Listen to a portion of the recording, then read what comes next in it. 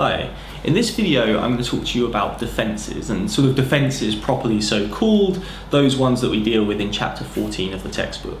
Now there's a few little bits of advice I want to give you here, mostly about sort of the way in which you should think about defences and the way in which you should analyse them when it comes to problem questions in particular.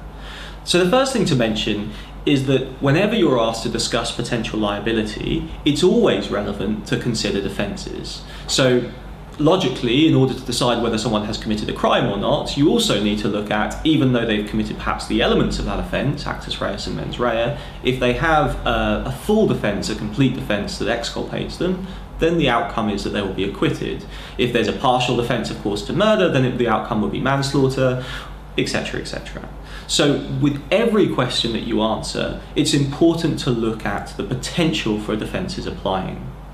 Now, having said that, it is always important to consider the potential for defences, but it isn't appropriate with problem questions to analyse every single defence to rule it out one by one. Simply and practically that wouldn't be appropriate, either because it would be a waste of words to a large extent in, say, a coursework type question, or in the context of an exam. You would spend a lot of time doing it and you'd be missing the point.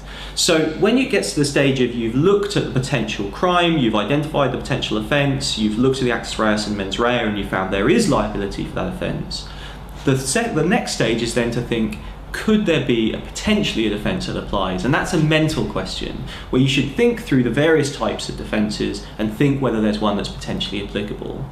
If the answer is no, then you don't need to discuss defences, or if you do discuss it, it would simply be to have one or two sentences saying it doesn't look like there are any defences that would be applicable in this scenario, and therefore it's not necessary to go into detail.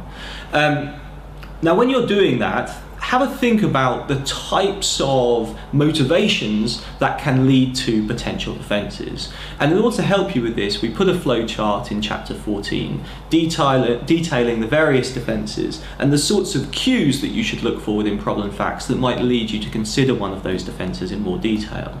So for example, if you see that the defendant was threatened in some way to commit the offence, then you should consider duress by threats. Even if one of the elements is lacking, you should still discuss it, because a threat should lead you to discuss it, and then you can discuss whether the elements are satisfied or not.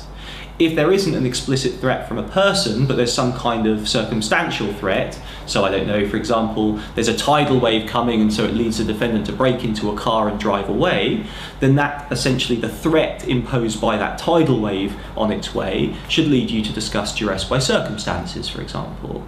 If there's force being used by the defendant committing an offence in order to protect himself or herself from external force, then you might want to discuss self-defence, for example. So in all of these ways, you look for these cues within the facts, or in relation to necessity, a kind of balance of evils. But you look for those cues within the facts. If there is some indication that a defence might be applicable, then you should discuss it in detail. But if there's no indication, then there's no requirement for you to go through like a tick box through all the various defences that are potentially applicable, because it's simply a waste of your time within the question answer. Incidentally, just when I mentioned necessity at the end there, just as we use it within the flowchart, it's often useful to think of necessity as a backup option. Generally, you would always analyse the other defences first. Insanity, duress by threats, duress by circumstances, and self-defence, the public and private defence. These are the defences that you would look to first. And if none of those are applicable, but you still think on the balance of evils what the defendant did was in some way justifiable, it's then that you look, reluctantly I might add, to necessity. And that's the same approach that courts take. And the reason why necessity essentially forms almost an imperfect kind of safety net below the other defences. It's there to provide a defence where the other defences fail to, in extreme circumstances. But the difference with necessity is there are basically very few, almost no legal rules at all, which actually apply to tell you when necessity applies in practice. And so the courts have been consistently reluctant to apply it to scenarios. So in that sense, you should take your lead from that, and when you're answering a problem question, for you as well, that should be a reluctant safety net, as opposed to a defence you analyse alongside the others.